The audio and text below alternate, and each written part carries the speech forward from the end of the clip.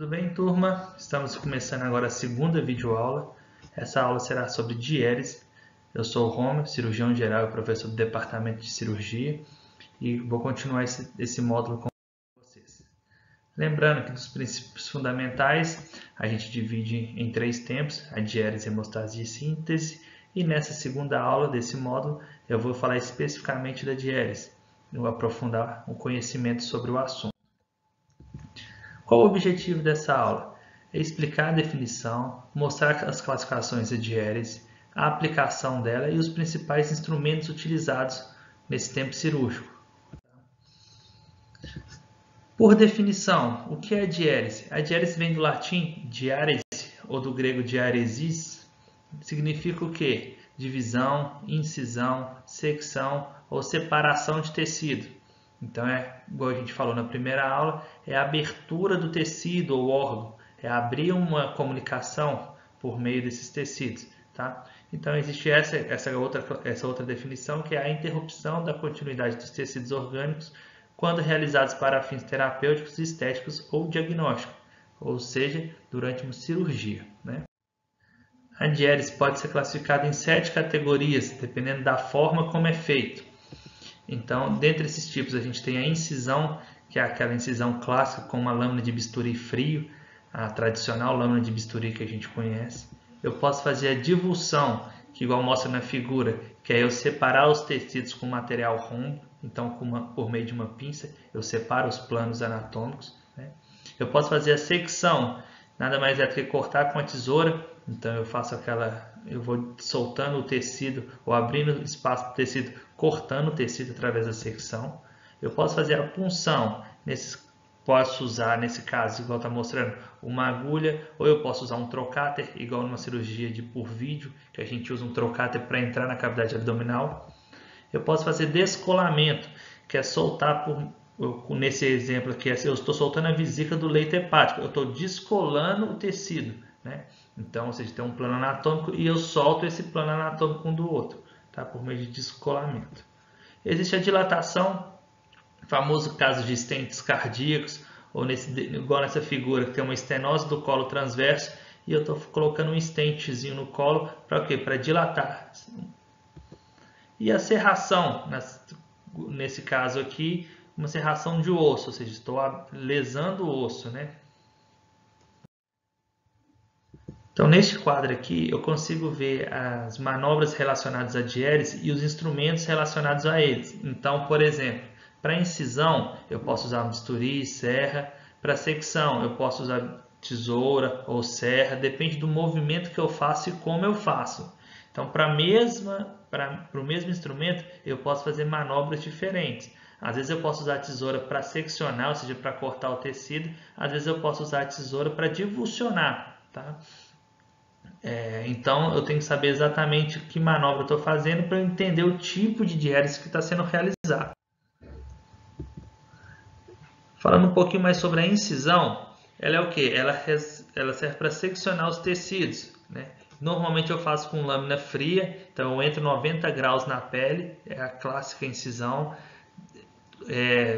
Posiciono o bisturi a 45 graus, corro com esse bisturi sobre a pele e tiro o bisturi a 90 graus. Então, essa é a tradicional incisão com o bisturi frio. Ela é uma excelente incisão porque provoca uma melhor cicatrização depois. Então, é sempre preferível incisar a pele com lâmina de bisturi fria. Por que fria? Porque existe a lâmina elétrica, né? Ou diatermia. É um cauter elétrico que na ponta dela aquece. Eu consigo fazer a secção também, mas dessa vez aquecendo o tecido. Então, queima. Então, às vezes a cicatrização não fica tão boa, fica com aquela cicatrização parecendo queimadura. Tá? A gente tende a evitar esse tipo de incisão na pele. Tá? Existem outros instrumentos mais modernos, como instrumentos ultrassônicos. Na ponta do instrumento, eu tenho o pedacinho dele ali que tem uma lâmina, e essa lâmina ela gira, ela movimenta pela velocidade ultrassônica e ela faz o que? Secção do tecido. Além disso, ela consegue coaptar as bordas, por exemplo, de um vaso. Então, ela sela o vaso. Então, é um instrumento moderno, útil, porque além de cortar, eu consigo selar os vasos. Tá? Auxilia demais numa cirurgia. E existem os lasers, né? nesse caso aqui mostrando um laser de retirada de pigmento, mas eu posso usar lasers em cirurgias urológicas, é muito comum, para cauterizar ou às vezes para abrir uma incisão mais específica em determinado órgão. Então é outro tipo de incisão que eu posso realizar. Tá? As qualidades de uma boa incisão.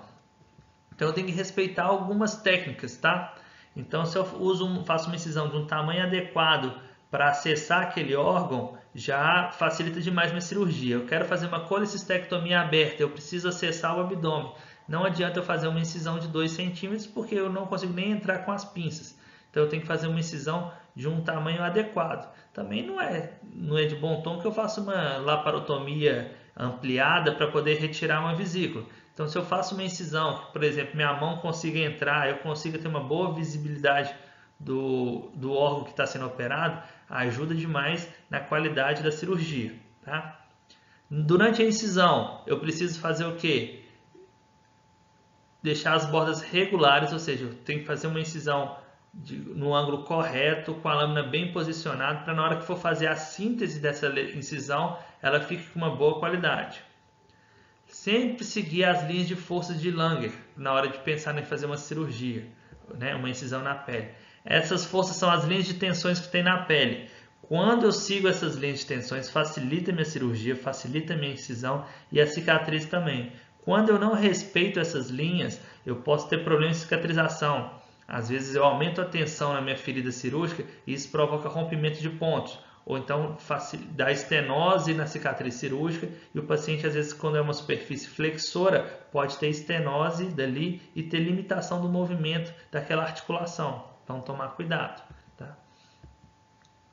Sempre quando eu fizer uma incisão, um plano por vez. Corta a pele, depois a muscular, depois a paneurose e assim por diante. Para não tentar fazer uma incisão única, pegando vários planos, porque sai uma incisão de má qualidade. Tá? Durante a incisão, lembrar da anatomia dos nervos e dos vasos importantes da cirurgia, da região anatômica, justamente para não ter lesão durante a incisão. Tá? Eu quero operar a região inguinal, eu tenho que lembrar onde que passam os vasos femorais, a epigástrica superficial, justamente para não ter complicação. Então, uma boa incisão eu tenho que respeitar essa técnica, né? Essas técnicas, né? Esses 5 passos. Aqui é um videozinho explicando mais ou menos da incisão, como é feito. Então a gente vai fazer incisão respeitando todos os princípios de cirurgia. A gente entra com a lâmina 90 graus, inclina para 45 e a gente faz uma única incisão firme e linear. Então, aí eu acabei de demonstrar um bom uso de uma lâmina de bisturi. Posição correta, na forma correta, tá? E cortando o tecido de forma correta. Então a gente vai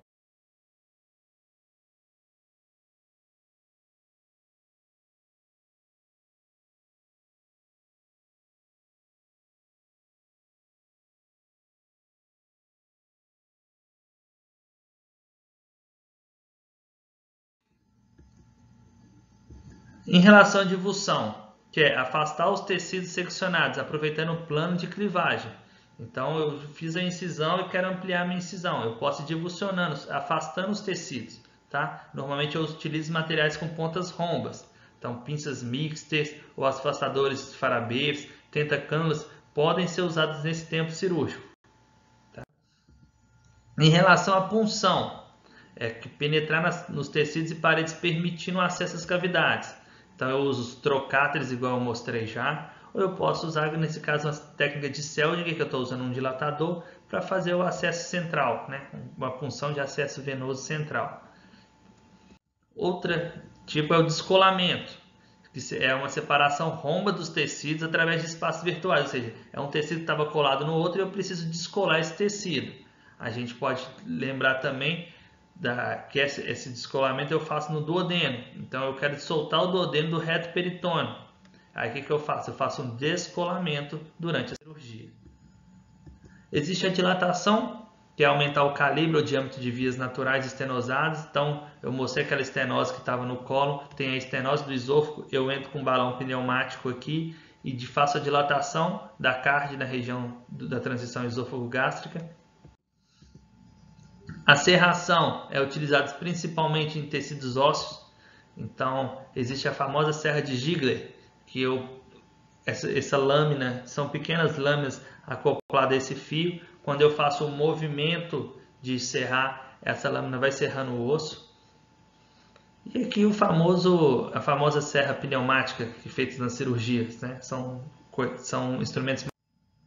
Então, esses foram os detalhes da diérese. Então, eu termino a segunda aula desse módulo. Se tiverem dúvidas, pode entrar em contato. E muito obrigado por ter assistido.